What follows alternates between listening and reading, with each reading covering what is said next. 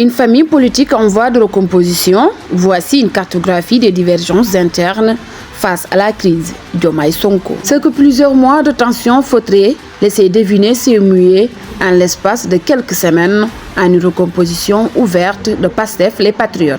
D'une démission ministérielle assumée à des sanctions internes non expliquées, en passant par des sorties publiques de plus en plus frontales.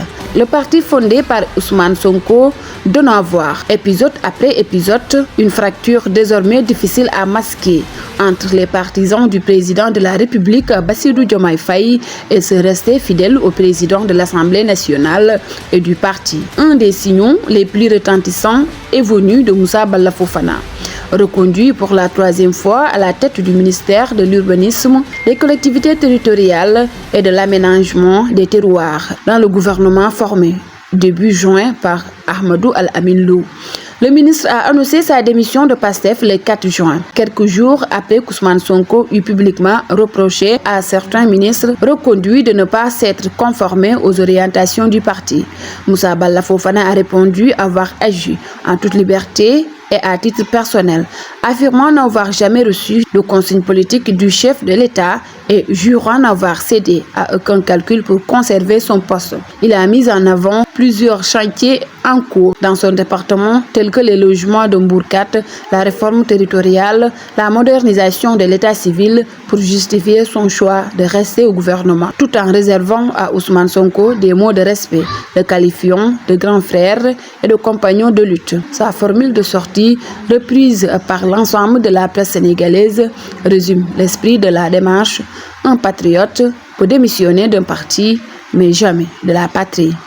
Une autre séquence plus discrète, mais tout aussi révélatrice, s'est jouée au sein du mouvement national des cadres patriotiques MONCAP, la structure des cadres de Pastef. Début juillet, le bureau du MONCAP a annoncé le retrait de Fatou Kiné Diakhaté, dite Fifi Diakhaté, directrice de cabinet adjointe du président de la République de ses fonctions de coordonnatrice, invoquant des déclarations publiques jugées contraires aux principes du parti, des propos tenus quelques jours plus tôt lors d'une cérémonie aux Parcelles Assainies où elle avait estimé que Pastef présentait désormais un autre visage. Le communiqué du bureau ne détaillait pas la teneur exacte de ces propos. Quelques jours plus tard, c'est Khoureyssi Thiam, directeur général du Fonds d'appui à l'investissement des Sénégalais de l'extérieur, qui a dénoncé à son tour son retrait, sans appel ni explication, de plusieurs groupes WhatsApp internes au MONCAP, décision qu'il attribue à l'ancienne ministre Khady Diène Gaye. Khoureyssi Thiam relie cette mise à l'écart à sa participation à une cérémonie organisée par Fifi Diakhaté, affirmant qu'il référait le même choix et revendiquant un engagement fondé sur ses convictions plutôt que sur une allégance en un cercle de cadres. Sur un tout autre registre, des cadres identifiés comme proches de la présidence ont choisi la charge frontale plutôt que le silence.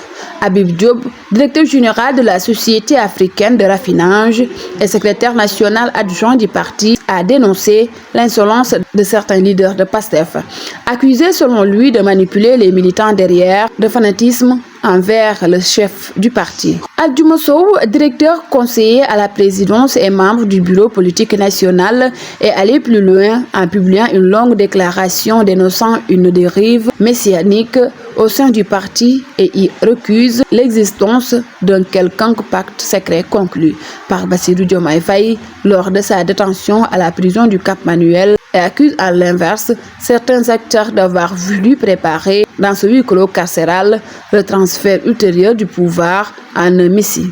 L'invité sur la TFM ce lundi, Sow a durci le ton en affirmant que l'exercice du pouvoir avait révélé, selon lui, le vrai visage d'Ousmane Sonko.